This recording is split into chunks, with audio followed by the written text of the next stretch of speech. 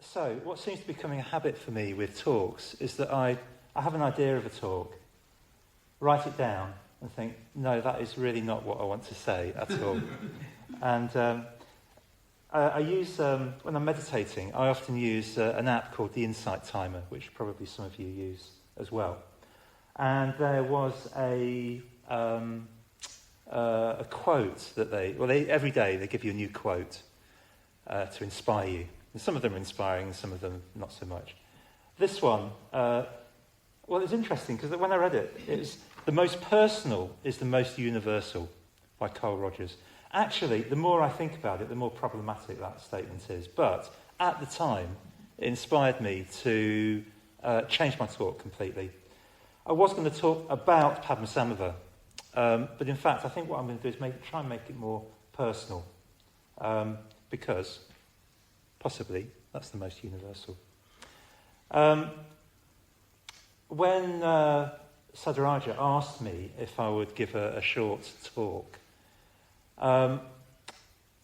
about my connection with Padmasambhava, I think one of the questions that came to me was, well, why Padmasambhava? Why would I form a connection with Padmasambhava? Actually, what became more apparent was, well, why me? why would Padmasambhava form a connection with me, little old me? And it feels that the connection with the figure is so much bigger, in a sense, than little old me, whatever little old me is. It feels more like I'm somehow have been come into relationship with a momentum or a spiritual energy or a spiritual wave, as if something's crashing down on me. And, well, as there is actually a phrase, a quote from Padmasambhava, from the Life and Liberation, which is, I do not know, I do not have, I do not understand. And that's kind of how I feel, really, in relationship to my connection, the connection between myself and Padmasambhava. So it's something that, in a sense, that I could choose to turn away from. There is that possibility. At the same time, it feels like an absolute impossibility to be able to turn away from that connection, from that relationship. So, I was ordained in 1996, June the 11th, 1996, at Gujiloca in Spain, in the Spanish mountains, just north, near Alicante. And I have quite vivid memories of my private ordination. So, Ratnagarbha was here a minute ago, actually. We were ordained at on the same retreat. And I remember we were sitting in the shrine room at Gujiloca. It was quite hot. There were 19 of us being ordained that year. So there were 19 private ordinations taking place, all on the same day. And I was ordained by Prakasha. Prakasha is an order member, a very senior, experienced order member, who really has specialised or focused on meditation and ritual as the main context for his practice. And in particular, of Padmasambhava. So Padmasambhava is by far one of his strongest connections with the symbolic world of the Dharma. And I have a memory of walking from the shrine room into the stupa. It took a few minutes to walk from the shrine room to the stupa. I remember walking down the path, going in to the stupa. Now, the stupa's not very big. To be honest, I can't remember what the dimensions of it are, but it's not that big. I went in and suddenly it was vast. It was all this space. And it seemed as if I was walking into, it was that I was walking into a mythical space. And there was Prakasha. And it was so warm, loving, it was really quite hard to encompass in words quite how profoundly accepting of the whole of one's being was to walk into that space. And Prakasha was there embodying or channeling this kindness, this love, this warmth. And so it was during that ritual that I was initiated into this relationship with Padmasambhava. So Padmasambhava has been my root practice, my root connection with the Dharma over this last 29 years. And almost, I won't say every day, but almost every day I've done the sadhana practice. Now, leading up to the ordination, I was sure that I was going to take on either Amitabha or Amitayus as my yidam. And I was having real problems trying to choose between the two. I was getting into a little bit of a tiz about Amitabha, Amitayus, I don't know what to do. And then I had a dream a few days before the ordination, where in the dream I was at Gihiloka, and I was setting out the tables and the chairs for a mealtime. And as I was doing this, in the dream, this booming voice came over, said, "You must turn the tables." And I woke up from the dream and thought, what was all that about? And in a way, it was nothing dramatic, nothing cosmic, just very kind of ordinary dream in a sense. But I also knew it had great import for me as well. And I knew that the voice was Padmasambhava. And I knew or understood that what he was saying is, it's not about Amitabha or Amitayus, it's actually about Padmasambhava. I needed to turn back towards the voice. And that was the practice that I needed to take on, which I did. And actually leading up to, it's funny how things change, because leading up to the Gihiloka retreat, I was convinced that Vajrasattva was going to be the practice that I would have. So I think, one must take very seriously these connections with the transcendental, with the Dharma, but also hold them lightly at the same time, because things change. Things change.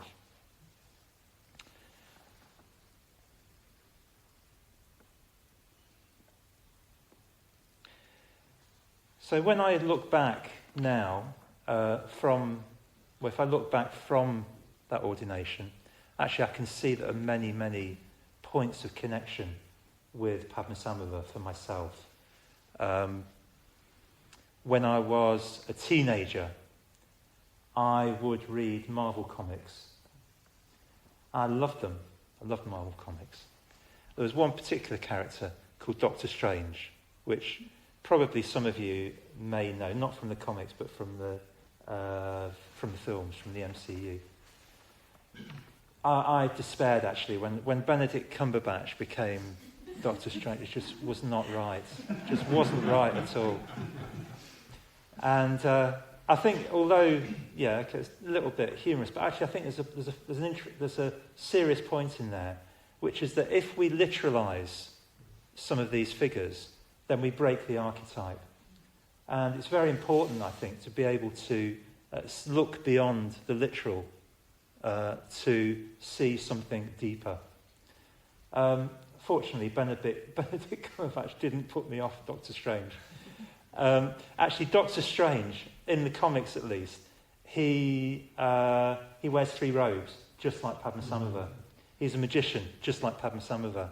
He contends with demons and evil forces, just like Padmasambhava.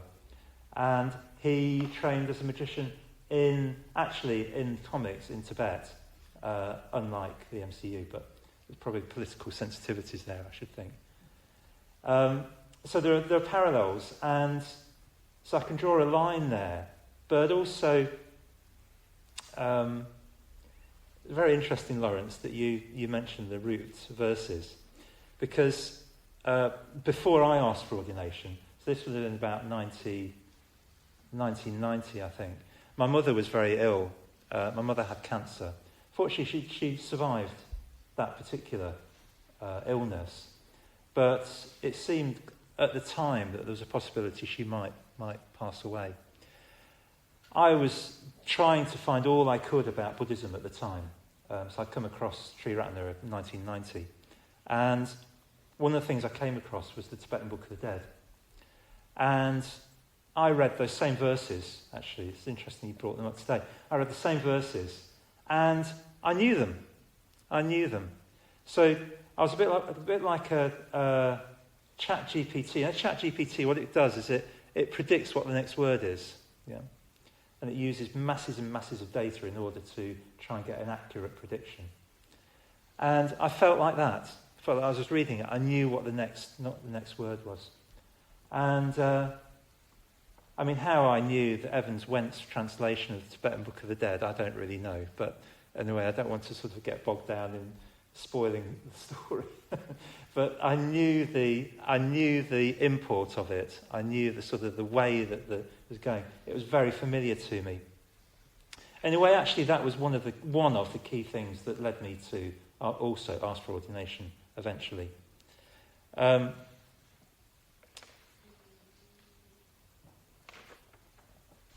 After ordination, what I will say is that I think one of the major factors actually in forming an affinity with Padmasambhava, aside from what may have been kind of somewhat dormant already, were the Padmasambhava Day festivals at the LBC. I'm sure Geisika remembers some of those. And they were real kind of big events. So some of you may know an order member called Chintamani. Chintamani is an artist and would create these amazing costumes and masks and dramatisations of stories from the life and liberation would be performed in a ritual context in the shrine room of the LBC. And, they were just incredible and filled me with so much colour and magic. And at the same time, somehow I wasn't quite ready, I think, to take on Padmasambhava as a relationship. It wasn't really until the ordination that happened. After ordination, with Prakasha, as I say, Prakasha is in a way he's made his spiritual practice or shaped his spiritual practice around meditation and ritual. And with his help, we put together, in a way, a mandala of practice based around Padmasambhava that was both true to tradition, true to the figures, but also something that was meaningful for myself as well, in terms of being able to orientate myself within a symbolic universe. So Padmasambhava at the centre, Prajna Paramita as an aspect of Padmasambhava, Amitayas came back in as an aspect of Padmasambhava, Vajrapani as an aspect of Padmasambhava, but also had a quite strong connection with a Greek figure, again, the connection with Simone's talk, a Greek figure called Chiron, who was kind of sort of warrior, healer, centaur, wise figure. So he came into this. And a lot of this came out of meditation experiences for myself, based around Padmasambhava. And so I've, in a way, drawn those figures and those practices into that context. So it formed a mandala of practice. And although I'm a family man, as Sadaraj was saying, which means that I have less opportunity for meditation, ritual, and retreat practice, Padmasambhava has remained a key figure, and meditation has remained very important for me during my life. But also I work in team-based right livelihood, as Sadaraj was saying. So my office is just over there, probably about 30 feet or less than that probably, just in the corner. And I've worked in team-based right livelihood, which is team-based right livelihood, for those of you not aware, are businesses or contexts based within Sri Ratana, where Buddhists work together in order to express their spiritual principles through their work. Of course, you can express your spiritual principles through any context if you're sufficiently grounded in those principles. But what you're doing in Team-Based Right Livelihood is supporting each other to do that. And in a way, reminding each other of that spiritual context. It's so easy in work to forget that. So I've worked in 13 different Team-Based Right Livelihoods over the years, since 1993. I've lived in different communities, pre-family, and obviously I have a family context. But what I found is that Padmasambhava has manifested in all those contexts, in a way not so much in a sort of kind of crude way, but more that it's been the mainspring of my practice through that time, and particularly through connection with meditation. Actually, the talk I was going to give was talking about the 8 manifestations of Padmasambhava, how he manifests in different forms, in different contexts. But that's kind of, it's by the by now. But the main channel, shall we say, of connection with Padmasambhava for myself has been through my sadhana practice. So I just wanted to say just a little bit about my sadhana practice and how that has evolved over the years. So with Prakash's help, we devised a practice which really tries to encompass the Triratna system of practice. So we've got integration or awareness, we've got positive emotion, spiritual death, spiritual rebirth, and receptivity or just sitting. And so I'm going to describe how that looks as a kind of a template for myself. Now, part of the nature of sadhana is that it's based around, or it's a result of, or in relationship to one's imagination. And of course, one's imagination, in a sense, is king. It unfolds and moves in ways which are beyond and outside of one's rational idea of oneself or idea of what should be. So although I'm describing this as a kind of a template, actually it's unfolded in all sorts of different ways, at different times, in different contexts. But this is kind of the spine of it, really. So the first thing that I do, is just give myself time to arrive. And this really is sort of, in a way, the process of integration. So I take some time just to tune in with how am I? With my body, my physical experience, with my feelings, with my thoughts, what the emotional energy is like, what the weather is like, if you like, what the energy is like. So just get a sense of what I'm bringing to the practice. Because I don't want to go into the practice with just the idea of how I am or the idea of how the practice should be. I want to bring the whole of myself into it as best I can. So, to be honest, I don't do a great deal of mindfulness of breathing practice. I'm a Tai Chi practitioner and have been for 27 or so years. For me, that grounds me in my physical experience. Certainly I could benefit from more mindfulness of breathing practice, but that's my main, in a way, mindfulness practice. I then move on to, there's some verses that I recite, but then the refuges and precepts, the refuges and 10 precepts. So every day that I do my sadhana practice, which is most days, I recollect my private ordination. I recollect going into the stupa, recollect what for me was a mythical encounter with Prakasha, with Padmasambhava, and absorb some of the energy or the feeling from that experience through the refuges and the 10 precepts.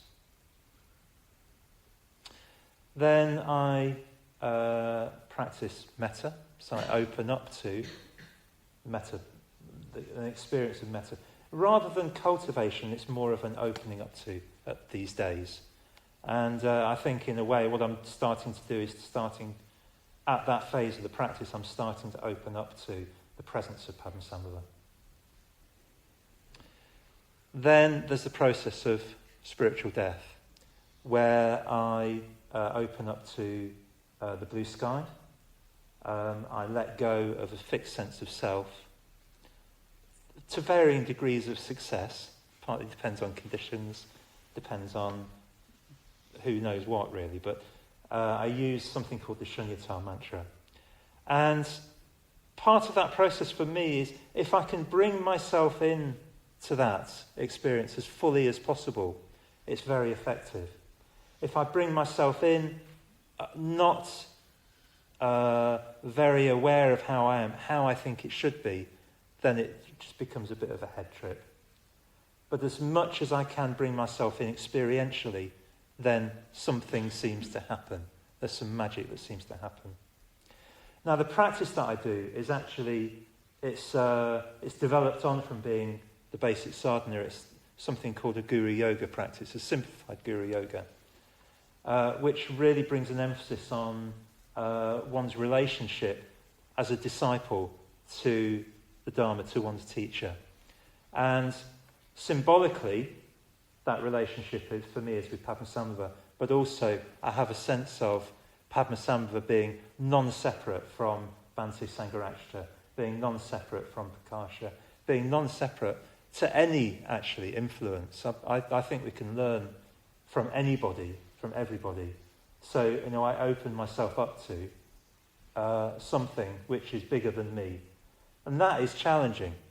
That can be very challenging, but also coming back to that experience of warmth and love that I experienced in the stupa, I know that Padmasambhava is this embodiment of love. So I can just bring myself in, warts and all, worse than warts sometimes, bringing myself into relationship with Padmasambhava as fully as possible, and something seems to happen. Part of the practice is that I do a self-visualization of myself as Vajrayogini. So nearly every morning I'm visualizing myself as this naked red woman dancing wildly in the sky. And that's a symbol. It's a symbol of receptivity and openness and letting go, and the energy of inspiration coming out and open into the world. But I find that when Padmasambhava, when there's a relationship that forms symbolically and imaginatively between Vajrayogini and Padmasambhava, it gives that energy shape. It's as if Padmasambhava is like forms a magnetic field, which the energies of Vajrayogini can shape around.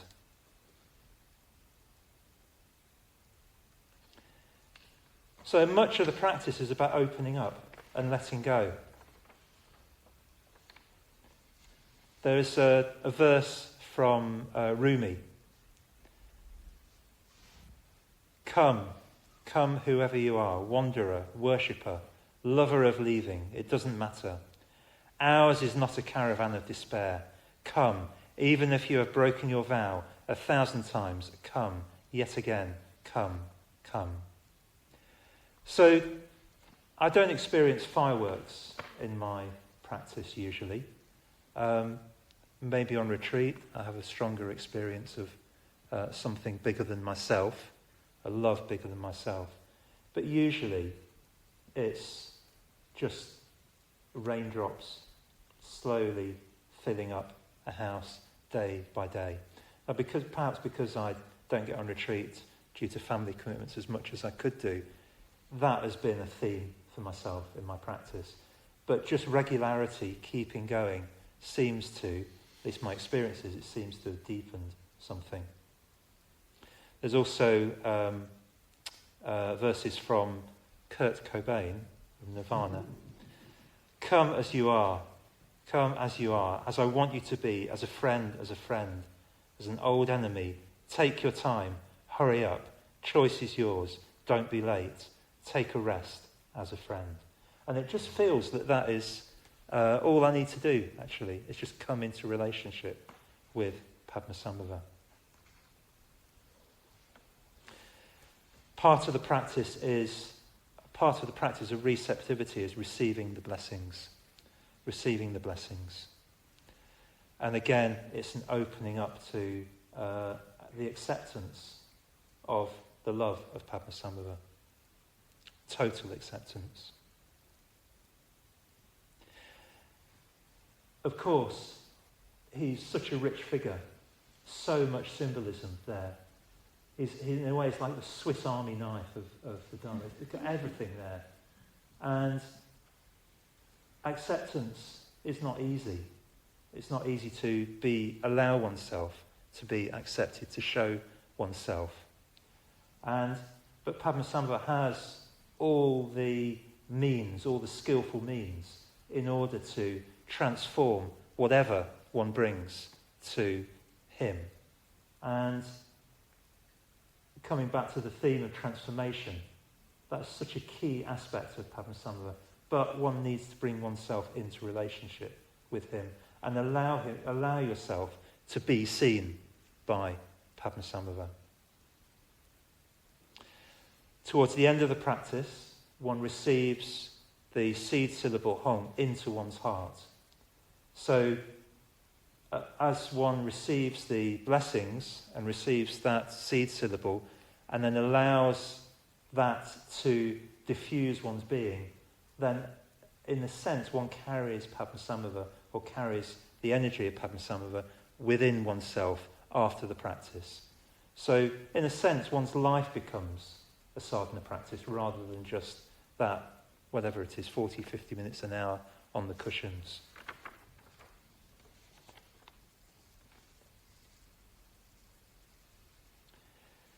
So it might sound like it's not challenging, but it is challenging, actually, to be open in that way.